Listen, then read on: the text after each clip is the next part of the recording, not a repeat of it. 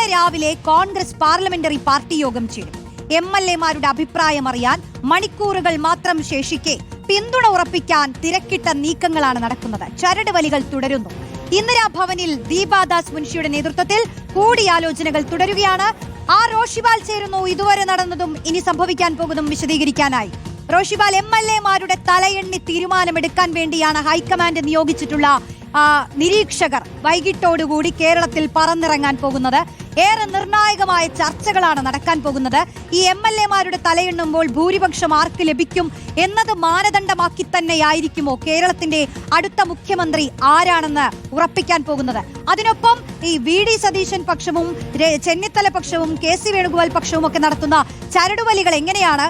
ഒപ്പം ദീപാദാസ് മുൻഷിയെ ഈ ചർച്ചകളിൽ ഉൾക്കൊള്ളിക്കേണ്ട എന്നുള്ള നിലപാടിലേക്ക് VD സതീശൻ പക്ഷം എത്തിയത് എന്തുകൊണ്ടാണ്? ആർക്കാണ് ദീപാദാസ് മുൻഷിക്ക് താല്പര്യം, ഈ ഹൈക്കമാൻഡിന്റെ ഒരു താല്പര്യം? അതിലേക്കൊക്കെ നമുക്ക് വിശദമായി എത്താം. ഇപ്പോൾ നടക്കുന്നത് എന്താണ് റോഷിപാൽ?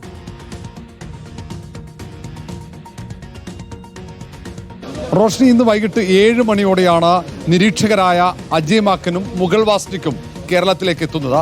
അവർ ഇന്ന് എത്തിക്കഴിഞ്ഞാൽ രാത്രിയോടെ തന്നെ പ്രധാനപ്പെട്ട നേതാക്കളുമായുള്ള കൂടിയാലോചനകൾ നടത്തും. നാളെ രാവിലെ 10:30 KPCC ആസ്ഥാനമായ ഇന്ദിരാഭവനിൽ പാർലമെന്ററി പാർട്ടി യോഗം നടക്കുന്നത്. അവിടെ MLA-മാരിൽ നിന്നും വ്യക്തിപരമായി തന്നെ അഭിപ്രായം ആരായാനുള്ള സാധ്യതയുണ്ട്. ഘടകകക്ഷി നേതാക്കളുമായി ആശയവിനിമയം നടത്തുമെന്ന വിവരങ്ങളുണ്ട്. ഏതായാലും ഇതിൽ മുഗൾ വാസ്നിക്ക് നേരത്തെ കേരളത്തിന്റെ ചുമതല നിർവഹിച്ച ആൾ കൂടിയാണ്. കേരളത്തിലെ കോൺഗ്രസിന്റെ എല്ലാ സ്പന്ദനങ്ങളും കൃത്യമായി അറിയുന്ന നേതാവ് കൂടിയാണ് മുഗൾ വാസ്നിക്ക്. അജയ് മാക്കനും കേരളവുമായി നേരത്തെ തന്നെ ബന്ധമുണ്ട്. കോൺഗ്രസ് ഹൈക്കമാൻഡ് കൃത്യമായി നിരീക്ഷിക്കുകയാണ് കേരളത്തിൽ. കാരണം വലിയ ഭൂരിപക്ഷമാണ്. പ്രതീക്ഷിക്കാത്ത തരത്തിലുള്ള മുന്നേറ്റം സംസ്ഥാനത്ത് ഉണ്ടായിട്ടുണ്ട്. 63 MLA-മാർ കോൺഗ്രസിന് മാത്രമുണ്ട്. അതുകൊണ്ട് 63 MLA-മാരുടെ അഭിപ്രായം ഈ കാര്യത്തിൽ ഏറ്റവും നിർണായകമായിരിക്കും. നിലവിൽ 3 പേരാണ് മുഖ്യമന്ത്രി പദത്തിന് വേണ്ടി മത്സരിക്കുന്നത്. അതിൽ KC വേണുഗോപാൽ, AICC-യുടെ സംഘടനാ ചുമതലയുള്ള ജനറൽ സെക്രട്ടറി, ഒപ്പം പ്രവർത്തക സമിതി അംഗമായ രമേശ് ചെന്നിത്തലയുണ്ട്, പ്രതിപക്ഷ നേതാവ് VD സതീശനുണ്ട്. അതിൽ MLA-മാരുടെ പിന്തുണ കൂടുതൽ ലഭിക്കാൻ സാധ്യത KC വേണുഗോപാലിന് തന്നെയായിരിക്കും. 45 MLA-മാരെങ്കിലും KC വേണുഗോപാലിനെ പിന്തുണയ്ക്കും എന്ന സൂചനകളാണ് പുറത്തു വരുന്നത്. പിന്നീട് 25 MLA-മാരുടെയെങ്കിലും പിന്തുണ രമേശ് ചെന്നിത്തല പ്രതീക്ഷിക്കുന്നുണ്ട്. നിലവിൽ 5 MLA-മാരുടെ പിന്തുണ മാത്രമാണ് VD സതീശനുള്ളത്. ഏതായാലും ആ തരത്തിൽ ആണ് സാഹചര്യങ്ങൾ. ഏതായാലും തിരുവനന്തപുരം കേന്ദ്രീകരിച്ച് തിരക്കിട്ട ചർച്ചകളാണ്, ചരടുവലികളാണ്. പല കേന്ദ്രങ്ങളിലായി MLA-മാരുടെ പിന്തുണ ഉറപ്പിക്കാൻ ഓരോ നേതാക്കളുടെയും അനുയായികൾ ശ്രമിക്കുന്നുണ്ട്. പല MLA-മാരും ഏതാണ്ട് രാവിലെ തന്നെ തലസ്ഥാനത്ത് എത്തിക്കഴിഞ്ഞു. അവർ പലയിടങ്ങളിലായി ക്യാമ്പ് ചെയ്യുന്നുണ്ട്, ഗ്രൂപ്പ് യോഗങ്ങൾ നടക്കുന്നുണ്ട്. അങ്ങനെ കൃത്യമായ ചരടുവലികളാണ് മുഖ്യമന്ത്രി പദത്തിലേക്ക് വേണ്ടിയുള്ള.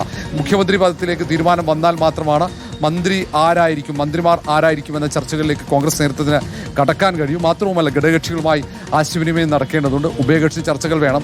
കാരണം വകുപ്പ് വിഭജനത്തിലേക്ക് കടക്കണം. അങ്ങനെ പ്രധാനപ്പെട്ട ഒട്ടേറെ കാര്യങ്ങൾ ചെയ്ത് തീർക്കാനുണ്ട്. അപ്പോൾ നാളെ MLA-മാരുടെ അഭിപ്രായമൊക്കെ ആരാഞ്ഞതിനു ശേഷം നേരെ ഈ നിരീക്ഷകർ ദില്ലിയിലേക്ക് പോകും. തൊട്ടു പിന്നാലെ തന്നെ കേരളത്തിലെ പ്രധാനപ്പെട്ട നേതാക്കൾ രമേശ് ചെന്നിത്തല, VD സതീശൻ, KC വേണുഗോപാൽ എന്നിവരും ദില്ലിയിലേക്ക് പോകും. മറ്റന്നാൾ ദില്ലിയിലായിരിക്കും തുടർ ചർച്ചകൾ നടക്കാൻ സാധ്യത. അതിനൊപ്പം തന്നെ പ്രവർത്തക സമിതി അംഗങ്ങളായ ശശി തരൂരും കൊടിക്കുന്നിൽ സുരേഷും K സുധാകരനും ദില്ലിയിലേക്ക് പോകാൻ സാധ്യതയുണ്ട്. അങ്ങനെ എല്ലാവരുടെയും അഭിപ്രായം ആരാഞ്ഞതിനു ശേഷം കേരളത്തിലെ രാഷ്ട്രീയ സാഹചര്യമൊക്കെ പരിശോധിച്ച് ഒരു തുടർ ഭരണം ലക്ഷ്യമിട്ടുള്ള മന്ത്രിസഭയ്ക്ക് രൂപീകരിക്കാനുള്ള സാധ്യതയാണ് കാണുന്നത്. അങ്ങനെയുള്ള ഒരു നേതാവ് കോൺഗ്രസിനെ ഐക്യത്തോടെ, മന്ത്രിസഭയെ ഐക്യത്തോടെ, കൂട്ടായ്മയോടെ മുന്നോട്ട് കൊണ്ടുപോകാൻ സാധിക്കുന്ന തരത്തിൽ അങ്ങനെ ഒരു നേതൃപാഠവുമുള്ള ഒരു നേതാവിനെ ആയിരിക്കും മന്ത്രിസഭയുടെ അധിപനായി നിയമിക്കാൻ സാധ്യത. കാരണം വലിയ സാമ്പത്തിക പ്രതിസന്ധി കേരളം നേരിടുന്നുണ്ട്. ആ ഘട്ടത്തിൽ പകച്ചു പോകാതെ ഭരണം മുന്നോട്ട് കൊണ്ടുപോകാൻ കഴിയുന്ന ഒരാളായിരിക്കും മുഖ്യമന്ത്രിയായി വരിക എന്നാണ് കോൺഗ്രസ് വൃത്തങ്ങളിൽ നമുക്ക് അറിയാൻ കഴിയുന്നത്. അതിൽ MLA-മാരുടെ അഭിപ്രായം ഏറ്റവും നിർണായകമാണ്. സമാനമായി ഘടകകക്ഷികളുടെ അഭിപ്രായം കൂടി ആരായും. അതിൽ MLA-മാരുടെ അഭിപ്രായത്തിന് പ്രാധാന്യമുണ്ട്. ഹൈക്കമാൻഡ് പക്ഷേ ഇതിനപ്പുറത്ത്, കാരണം കഴിഞ്ഞ് രമേശ് ചെന്നിത്തലയ്ക്ക് പാർലമെന്ററി പാർട്ടിയിൽ ഭൂരിപക്ഷം ലഭിച്ചെങ്കിലും നേതൃമാറ്റം വേണമെന്ന ഒരു അഭിപ്രായം ഹൈക്കമാൻഡ് ഉണ്ടായപ്പോഴാണ് അവിടെ പകരക്കാരനായി VD സതീശൻ എത്തിയത്. അതുകൊണ്ട് ഹൈക്കമാൻഡിന്റെ അഭിപ്രായം ഏറ്റവും നിർണായകമാണ്. മാത്രവുമല്ല, ഇപ്പോൾ അടുത്തു പല സംസ്ഥാനങ്ങളിലും പ്രതിപക്ഷ നേതാവല്ല അവിടെ മുഖ്യമന്ത്രിയായി വന്നത്. അത് നേരത്തെ രാജസ്ഥാനിലും ഛത്തീസ്ഗഡിലും ഒന്നും പ്രതിപക്ഷ നേതാവായിരുന്നില്ല. തെലങ്കാനയിലും പ്രതിപക്ഷ നേതാവ് മുഖ്യമന്ത്രിയായിട്ടില്ല.